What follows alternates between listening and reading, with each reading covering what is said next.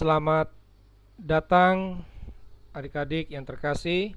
Ini merupakan pertemuan untuk membahas pelajaran agama, khususnya agama Katolik. Pertemuan ini atau pelajaran ini dikhususkan bagi pelajar tingkat SLTA atau SMA.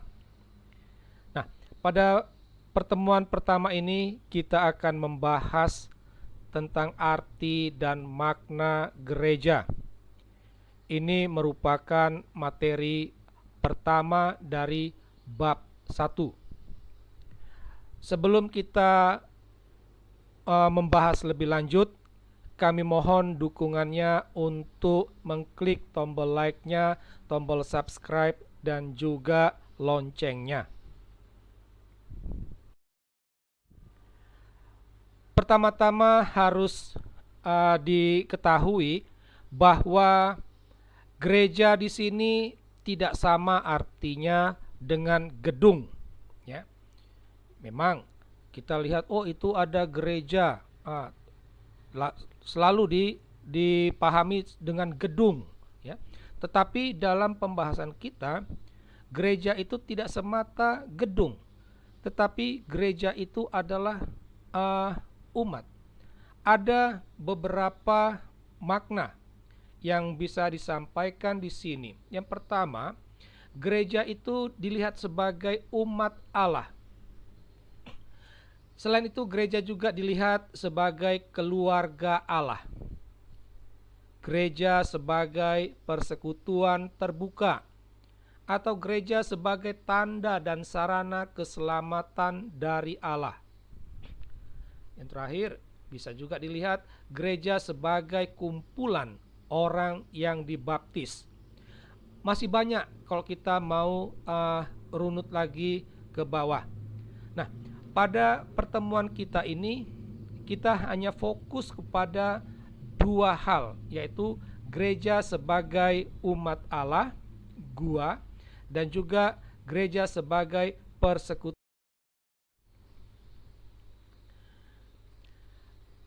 Pertama, dasar biblis atau dasar kitab suci tentang gereja sebagai umat Allah. Yang pertama yang patut ditampilkan di sini itu diambil dari Injil Matius bab 16 ayat 13 sampai 20. Pada teks ini, gereja itu dilihat sebagai jemaat Kristus yang didirikan oleh Yesus. Teks lain yang bisa disampaikan adalah Kisah Para Rasul bab 2 ayat 41 sampai 47. Pada teks ini, gereja itu dilihat sebagai orang yang percaya kepada Yesus, yang hidup dalam persekutuan dan dalam pengajaran para rasul. Teks lain yang dapat kita ajukan itu adalah surat Rasul Paulus yang pertama kepada jemaat di Korintus bab 12 ayat 7 sampai 18. Pada teks ini Paulus mengatakan bahwa gereja itu adalah orang yang telah menerima karunia roh untuk hidup saling melengkapi dan melayani. Saya berharap adik-adik membaca ketiga teks dasar biblis gereja sebagai umat Allah ini, karena bisa saja nanti salah satu soal ujian akan diambil dari teks-teks tersebut.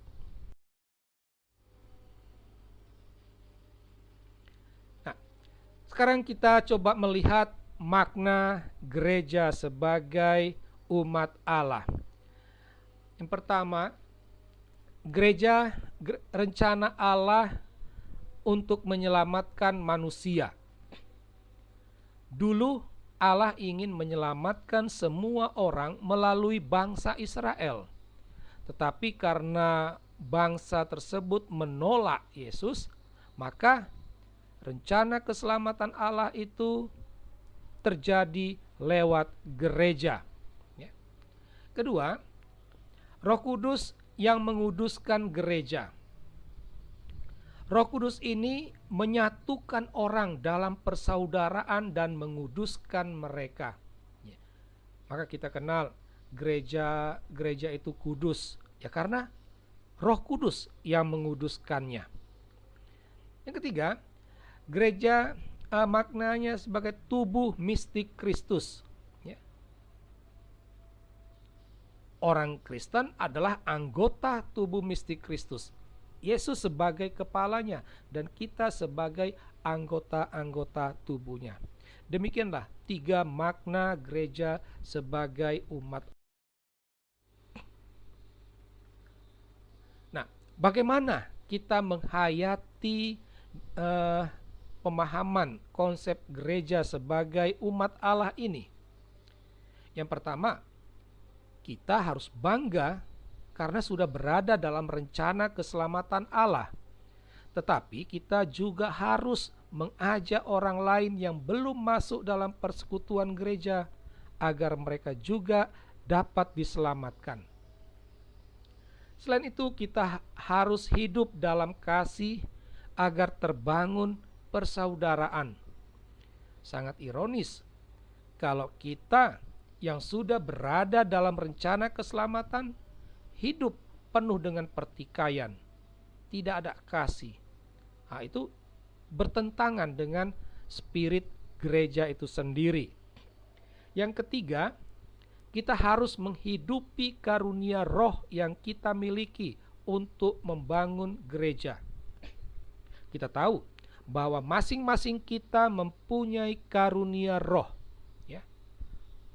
Ada yang mempunyai karunia roh ini, ada yang punya karunia ini, ada yang punya karunia itu, ada yang kurang demikian. Nah, masing-masing kita berusaha untuk menampilkan karunia ini demi pembangunan gereja.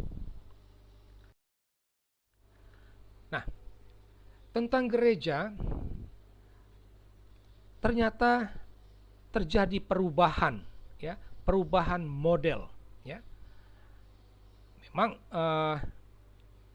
itu bukan sesuatu hal yang memalukan, ya. Yang tetap itu adalah Allahnya. Sedangkan gereja yang didirikan oleh Yesus, dia mengalami perubahan model karena mengikuti perkembangan zaman, mengikuti tuntutan zaman. Titik tolak perubahan itu ada pada Konsili Vatikan kedua. Maka di sini kita akan melihat, ya, akan terlihat perubahannya itu sebelum Konsili Vatikan kedua, bahwa model gerejanya itu adalah piramidal, ya. Paus paling atas, sesudah itu uskup, baru imam, baru di bawah imam itu ada biarawan-biarawati, dan paling bawah, paling dasar adalah umat Allah. Ya. Nah, sesudah Konsili Vatikan kedua, model ini berubah. Modelnya menjadi lingkaran, modelnya menjadi persekutuan umat. Ya. Di tengah itu adalah Kristus yang diwakili oleh Paus sebagai wakil Kristus. Ya. Lalu kita lingkarannya, di situ ada umat, ada uskup, ada imam, ada biarawati. Ini mau menunjukkan adanya kesetaraan, ya. Tidak seperti model piramidal tadi. Nah, sekarang kita masuk ke bagian yang berikut. Kita melihat makna gereja sebagai persekutuan terbuka. Pertama-tama kita coba melihat dokumen Konsili Vatikan kedua Ad Gentes nomor 10. Dalam dokumen ini ditegaskan bahwa gereja itu merupakan utusan Kristus untuk mewartakan cinta kasih Allah kepada setiap orang yang belum mengenal, bahkan menolaknya. Nah, jadi gereja itu adalah utusan Kristus. Dan gereja itu bukan gedung, gereja itu adalah ya kita-kita ini. Saya, Anda, kita adalah gereja. Dan kita adalah utusan Kristus. Kita diutus untuk mewartakan cinta kasih Allah.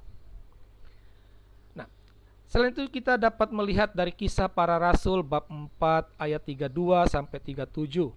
Dapat dibandingkan dari 1 Korintus bab 12 ayat 12 sampai 27. Dalam teks ini, gereja itu merupakan kumpulan orang yang percaya pada Yesus, yang hidup sehati dan sejiwa membangun persaudaraan.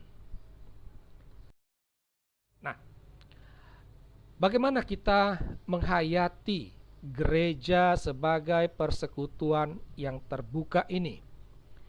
Yang pertama, orang Kristen siap diutus memperkenalkan Kristus kepada orang yang belum mengenal, bahkan menolaknya.